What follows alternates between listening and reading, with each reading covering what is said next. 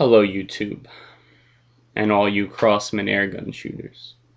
I just solved the problem with Crosman's trigger that people have been trying to fix for the longest time.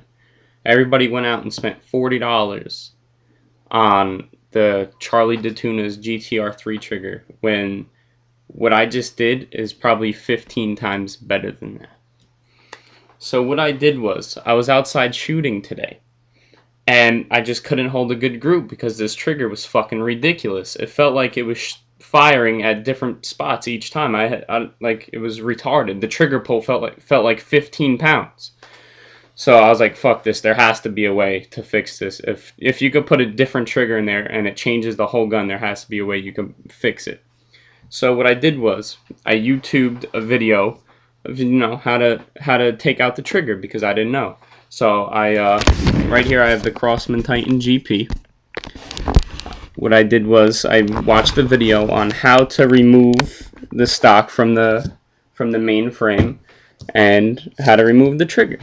So the video I watched was an installation video of the gtr-iii trigger.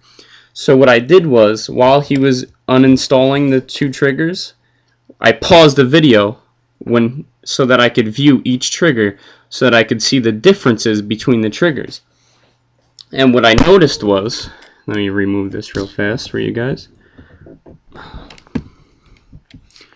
Come on, you piece of shit. Just give me 1 second here. Thing's a pain in the ass. Blah, blah, blah.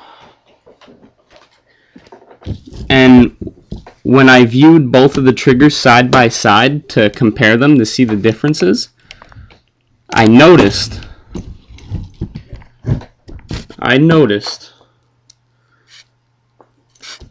that Charlie DeTuna's trigger, if you look in this area right here, the back area, which pushes up on the sear to fire the gun, it was a lot higher, which means that the trigger held the sear in the second stage, halfway in the second stage, so that the trigger pull was greatly reduced. And also, you remove the spring, which makes the trigger pull a lot lighter.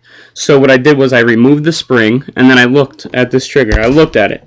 I said, what the fuck can I do to raise the back? There had to be a way that I could raise the back so I could push the sear in further. And then I found this little piece. This little piece right here was inside this trigger. It goes inside there like this. And I thought to myself, I said, what the fuck does this little piece do? And then I realized the sear is really thin. The sear goes inside the trigger, but this little notch that you put inside catches the sear and pushes it up. So I was like, okay, this is fucking round. How can I make this higher up? So what I did was I got a fucking washer. That's all you needed. You don't need a $40 trigger.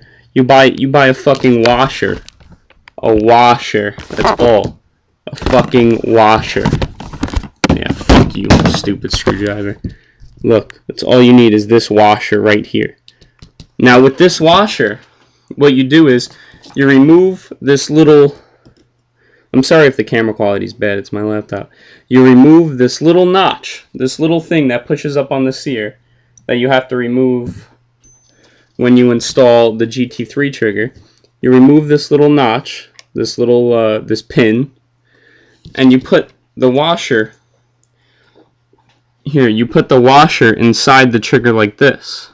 See, look, the pin goes in this back big hole. You put the washer there, right?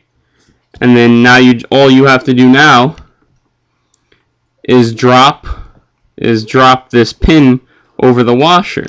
So now what you did was you're going to be pushing back the second stage more than halfway. My trigger pull right now is less than half an inch. It's ridiculous how light and sensitive my trigger pull is. It's amazing the groups that I could hold now. All you have to do is just install a washer on this ring.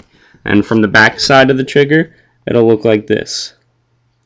This is what happens when you install the washer.